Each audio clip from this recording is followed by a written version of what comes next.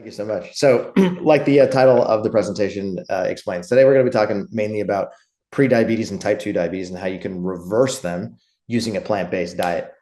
So we can go into a lot of nuanced details about exactly what causes prediabetes and type 2 diabetes and what you can do using your diet plus also your lifestyle to significantly improve your overall health and then have your A1C value come down significantly into the non-diabetic range. So I think some of you might have been there when Robbie was giving a presentation specifically about what foods you can eat to maximize your insulin sensitivity, aka reverse insulin resistance. And I'll be touching on those some similar concepts today, but I'm going to go into the sort of deep biological mechanism of insulin resistance, which is the underlying cause of high blood glucose. So I'll start with that, and then we can progress into a little bit more detailed information. So as you can see, here's what we're going to cover today. The first thing we're going to talk about is what are the dietary causes of insulin resistance. I'll teach you what the biological mechanism of insulin resistance actually is. And then I'll teach you also how to stabilize your insulin sensitivity or how to maximize your insulin sensitivity using a low-fat plant-based whole food lifestyle. Let's be active in the chat box actually as we're going through this whole thing today. Before I get into the actual biological mechanism, what I want to know from you guys is what do you know about insulin resistance? If you think you know what the actual cause of insulin resistance is, please write it into the chat box. Feel free to just put your thoughts in there. I can see the chat box here, so I'll be able to see those as we go through the presentation. But my question for you is, what have you learned? What has the internet taught you? What have books taught you? What has your doctor taught you that actually causes insulin resistance? Okay, and be very specific. So Lisa says fat. Okay, Laura says too much fat in the diet. Cheryl says fats in cells. BH says fat in the organs and muscles. So you guys are all moving in the right direction, no question. Okay. For the longest time, we've been told that it's all about sugar. Okay. That the cause of insulin resistance is actually eating a high sugar diet, aka a high carbohydrate diet. And as a result of that, you're forcing your pancreas to have to work too hard. Okay. Nita says, my body is unable to use the insulin I make. Okay. That's actually, technically speaking, the most accurate description thus far. No question. Nice work, Nita. Patrick says too much glucose production by the pancreas. Okay. So the pancreas does not produce glucose. The pancreas produces insulin, but you're on the right track, Patrick. And then Jessica says fat and sugar combined. And that is also technically speaking a correct answer. So I think that you guys have most of the mechanics down. So what I'm going to do is kind of walk you through the actual mechanism from start to finish. And then that way, when you guys walk away from this, you'll be insulin resistance experts. Okay. Before we get there, I'll just give you my brief backstory. Okay. I was diagnosed with not one, not two, but three autoimmune conditions when I was a senior in college. So the year 2002, I was trying to graduate, and my doctors told me that I got diagnosed with three conditions. Number one, Hashimoto's hypothyroidism. Number two, alopecia universalis, which is basically just scientific code for you will lose your hair. And that's why, as you can see in the photo here, I have no hair, no eyebrows, no eyelashes, no nose hair, no ear hair, no beard, nothing. I used to have hair, but it disappeared. And then I got type 1 diabetes. So three autoimmune conditions within a 6-month period. And I had no idea what was the reason for any of that. My doctors also could not explain the cause of those three, but they did tell me, they said, listen, if you just eat a low carbohydrate diet, then at least you can prevent your glucose from going high and you can probably control your insulin use. So why don't you do that? And I said, okay, great. Sounds like a plan. So they told me to eat foods you see on the screen. Okay. Dairy products, butter, eggs, bacon, red meat, white meat, fish, turkey burgers, peanut butter. Okay. High fat, high protein foods, and to limit fruits and potatoes and rice and bread and legumes. I said, eat these foods. And when you eat these foods, it doesn't really cause insulin to be secreted, and then you'll be fine. Just keep your insulin use low. So I said, okay, great. Thank you for the information. The problem was that when I implemented the plan that they had described, it did not work. Not only was my blood glucose a disaster, not only was I on the blood glucose roller coaster all day, every day, with glucose ranging anywhere from like 40, which is quite hypoglycemic, all the way up to 400, which is very hyperglycemic. But I also suffered from very low energy. I became anxious. I became depressed. I started to go talk to a therapist. My blood glucose meter just felt like it was kind of spitting out a bunch of random numbers and I had no control over it.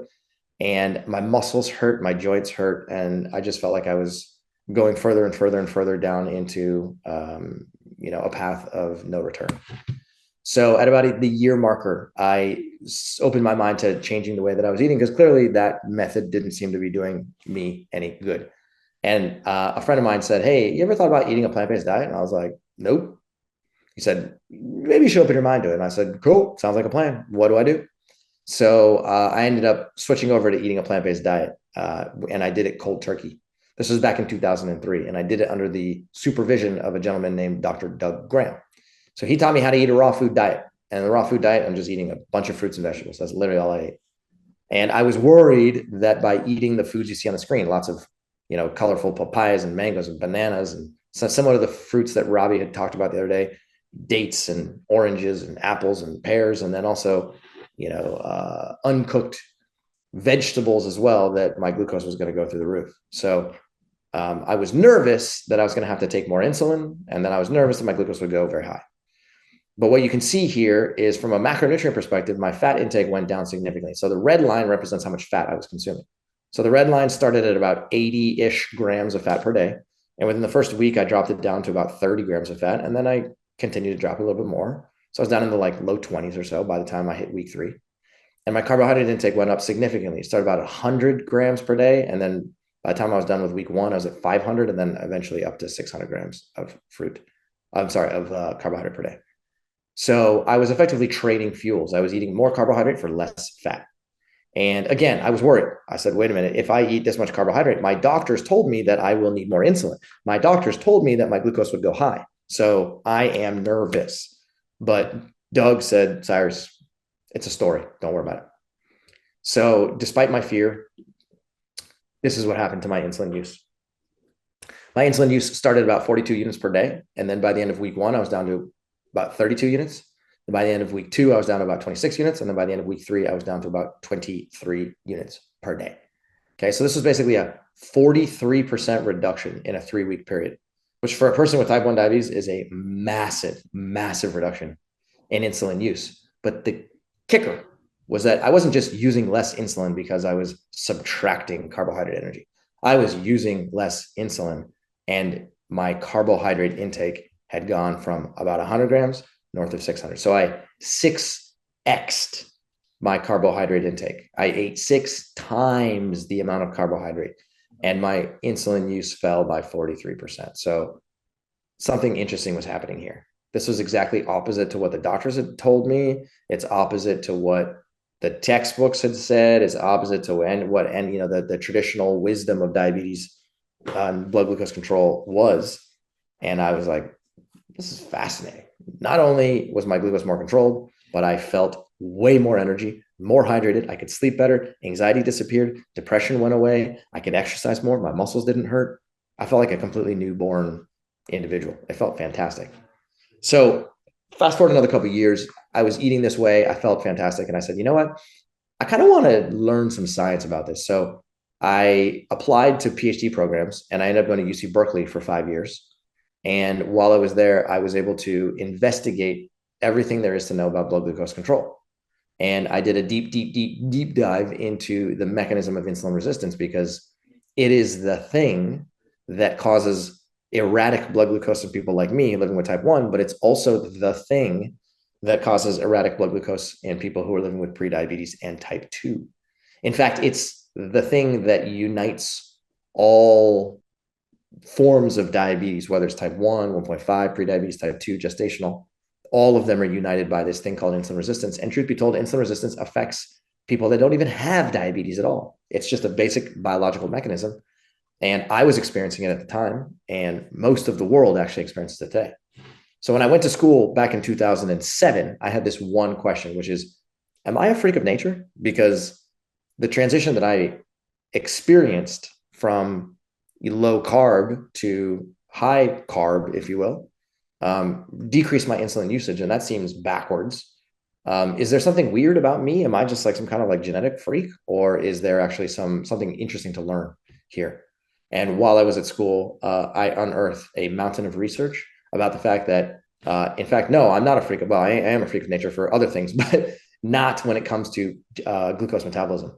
That in fact, what I had experienced is actually something that has been researched for over 100 years and is a basic biological mechanism that happens across the entire mammalian world.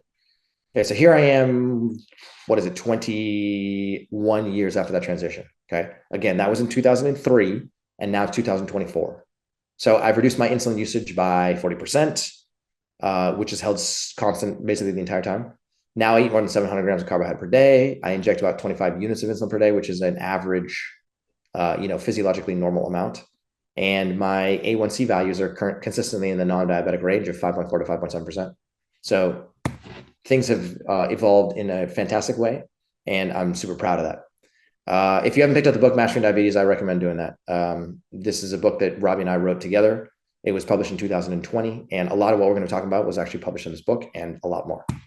Okay, so traditional carbohydrate metabolism is basically a single variable relationship, which means that the story goes like this. It says, if you eat anything that contains carbohydrate, whether it's a banana or a white potato or a sweet potato or a bowl of rice or some black beans or some quinoa or some candy or some chips or some bread or some cereal, it does not matter. Anything that contains carbs, which are either whole carbs or refined carbs, will turn into this stuff called sugar.